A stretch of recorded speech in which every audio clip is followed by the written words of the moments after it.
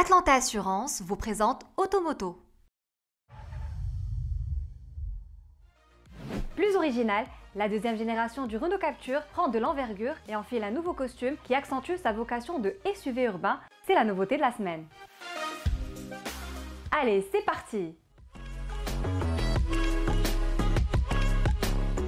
Lancé avec succès en 2013, le Renault Captur n'eut aucun mal à séduire les acheteurs automobiles friands de SUV urbains. Les chiffres sont éloquents, 1,5 million d'exemplaires vendus dans plus de 90 pays, dont 713 ont été écoulés au Maroc en 2019.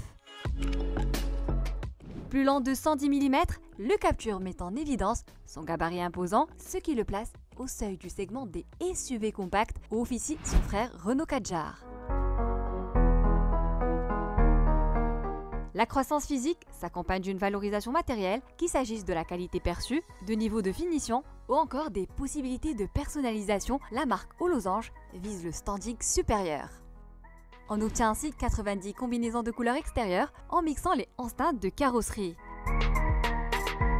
Avec son costume sportswear, rehaussé d'éléments spécifiques comme les plaques décoratives de protection avant et arrière, la baguette de protection des bas de caisse et les barres de toit, le Captur cultive l'air d'un baroudeur courageux.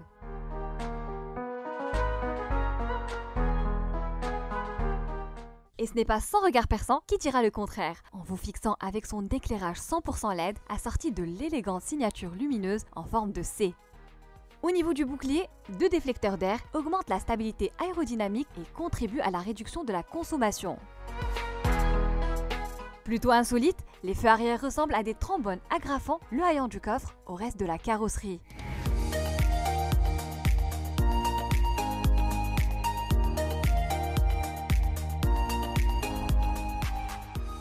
À l'intérieur, le poste de conduite reprend le principe du Smart Cockpit entièrement orienté vers le conducteur avec une gigantesque tablette. Assortie du système multimédia Renault EasyLink, celle-ci donne accès aux fonctions d'infodivertissement, de navigation et de confort, ainsi que la possibilité d'activer les aides à la conduite. Côté agencement, la qualité des matériaux et des assemblages fera sans doute oublier les déboires de son prédécesseur. Planche de bord en résine moussée, bandeau horizontal laqué, molette de ventilation à affichage numérique, le Captur opère une réelle montée en gamme.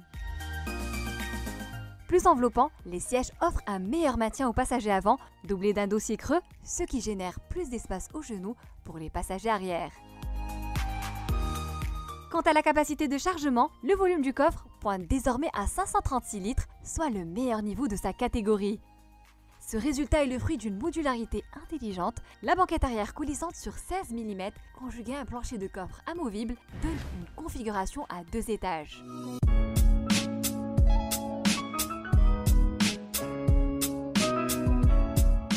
Sous le capot, le Frenchy reconduit le bloc diesel 1,5 Blue DCI disponible en 2 niveaux de puissance, 95 et 115 chevaux, générant un couple de respectivement 240 et 260 Nm. Aussi robuste qu'efficace pour une exploitation intensive, ce 4 cylindres, destiné aux gros rouleurs, fait appel au système de réduction catalytique pour répondre aux nouvelles normes de dépollution. Question transmission, si la version la moins puissante s'équipe de la boîte manuelle à 6 rapports, la variante 115 chevaux s'offre les services de la boîte automatique double embrayage à 7 rapports avec palette au volant.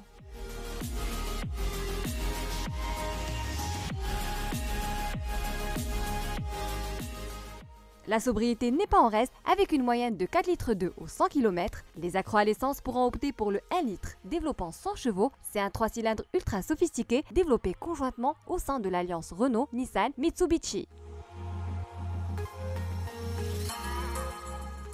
Au final, Renault a réalisé le tour de force en osant renouveler profondément son best-seller Captur, au moment où d'autres constructeurs se limitent à des liftings de façade. Reste à connaître les tarifs et la date d'importation qui devraient intervenir, selon toute vraisemblance, en juin prochain.